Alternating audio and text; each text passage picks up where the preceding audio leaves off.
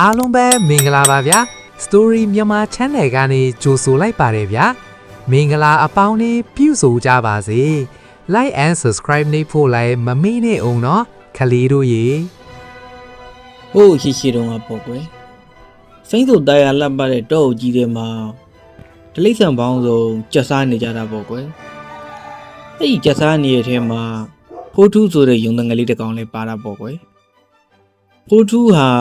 သူ့ကိုယ်သူအလွန်မန်တက်နေတာပေါ့သူဟာဒီတောအုပ်ထဲမှာအပြေးအမြန်ဆုံးပဲသူ့လောက်မြန်မြန်ပြေးနိုင်တဲ့သူမရှိဘူးသူ့ကိုယ်သူမန်တက်နေရပေါ့ကွယ်တနေ့မှာတော့ဖိုးထူးဟာတောထဲကတငယ်ချင်းတွေကိုဒီတောထဲမှာသူဟာအမြန်ဆုံးပဲ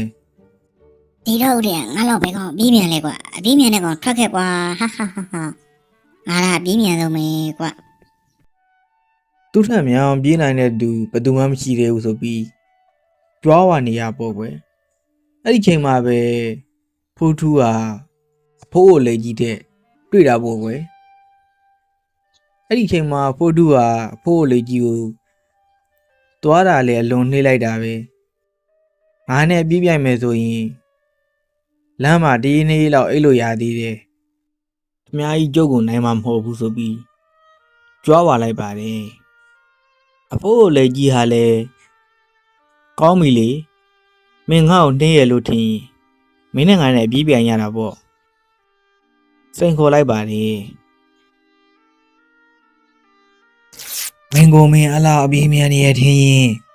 မင်းနဲ့ငါနဲ့အပြေးပြိုင်ရမယ်လေထိုတည်င်းကိုကြားသွားတဲ့တခြားတလိမ့်ဆန်လေးတွေကလည်း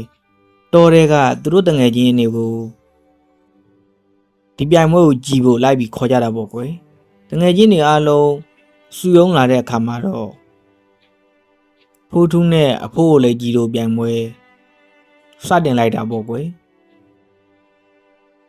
ပြိုင်ပွဲစတာနဲ့ဖိုးထူးဟာလျင်မြန်တက်ကြွနေပြီးအလျင်မြန်ပြေးလိုက်ပါတယ်ခဏချင်းအတွင်းမှာပဲဖိုးထူးဟာလေအဖိုးကြီးရဲ့မျက်စိတွေကနေပျောက်ကွယ်သွားပါတယ်ဖိုးထူးဟာလန်ဒန်နေရာရောက်တော့နောက်ကိုလှည့်ကြည့်တဲ့အချိန်မှာလေအဖိုးကြီးသူ့ကိုမမီသေးဘူးပဲ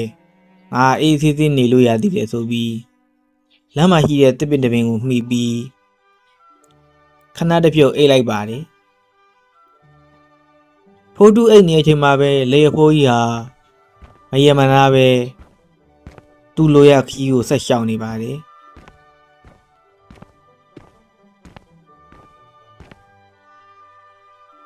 အဖိုးကိုလေကြီးဟာဖိုးထူးအိတ်နေတဲ့တစ်ပင်နာကိုရောက်တော့လေဖိုးထူးအိတ်နေတာကိုဂယုမဆိုင်ပဲကိုသွားစရာရှိတဲ့လမ်းကိုသာအေးသေးသေးနဲ့ဖြတ်သွားပါတော့လေဖိုးထူးကတော့အဖိုးကိုကြီးဟာသူ့ကိုကြော်သွားတယ်ဆိုတာမသိလိုက်ဘူးပေါ့ကွယ်ညနေဆောင်းကနေအချိန်မှာတော့ဖိုးထူးဟာအိယာကနေနိုးလာပြီးအဖိုးကိုလေကြီးဘယ်မှာရှိနေလဲဆိုတာလိုက်ရှာကြည့်လိုက်ပါတယ်ဖိုးထူးဟာအဖိုးကိုလေကြီးကိုမြင်တဲ့အခါမှာတော့အခါနှောင်းသွားခဲ့ပြီကွယ်ဘာလို့လဲဆိုတော့အဖိုးကိုလေကြီးဟာပန်းနိုင်ကိုရောက်ခံနေလို့ပဲဖြစ်ပါတယ်အဲ့ဒီချိန်မှာပဲဖိုးထူးဟာလျင်မြန်တဲ့အချိန်နဲ့ဖိုးကိုလေကြီးကိုမှီအောင်ပြေးလိုက်ခဲ့ပေမဲ့လေအဖိုးကိုလေကြီးဟာပန်းနိုင်ကိုရောက်သွားပြီပဲဖြစ်ပါတယ်ဖိုးကိုလေကြီးဟာလမ်းလျှောက်တာနေပြီမဲ့သူလုပ်ရမယ့်အလုပ်ကိုဇွဲရှိရှိလုံးလာရှိရှိနဲ့လုပ်ခဲ့တဲ့အတွက်သူဟာပန်းနိုင်ကိုရောက်ခဲ့ခြင်းပဲဖြစ်တယ်ဖိုးထူးကတော့အလွန်လင်းမြန်းနေတော့လဲသူ့မှာဇွဲမရှိလုံးလာမရှိတဲ့အတွက်အလွန်နှေးတဲ့အဖိုးကိုလေကြီးကိုရှုံးနေခဲ့ရပါတယ်အဖိုးကိုလေကြီးဟာဖိုးထူးကိုတခုပြောလိုက်ပါတယ်ဒီမှာဖိုးထူးမင်းဘာသာမင်းအပြေဘလောက်မြန်မြန်မင်းမှာဇွဲလည်းမရှိဘူးလုံးသားလည်းမရှိဘူးငါလမ်းလျှောက်တာနေပြီမဲ့ငါမှာဇွဲနဲ့လုံးသားနဲ့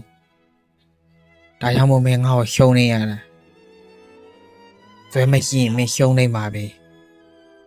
အဖိုးလေကြီးဟာ ဖိုးထူးကိုမမတက်ဖို့နဲ့သူတစ်ပါးကိုအထင်မသေးဘူးဆုံးမစကားပြောထားခဲ့ပါလေကိုအချိန်မှာပဲဖိုးထူးဟာသူ့ကိုယ်သူနောင်တရပြီးအရင်လိုသူ့ကိုယ်သူမှန်လည်းမတက်တော့ပါဘူးကြွားဝပြီးတော့လည်းမနေတော့ပါဘူးကွယ်ကိုအချိန်မှစပြီးဖိုးထူးဟာလဲကျသူထူပေးပြီးအားငယ်သူအားပေးတဲ့ရုံတကောင်အဖြစ်နေထိုင်သွားပါတော့တယ်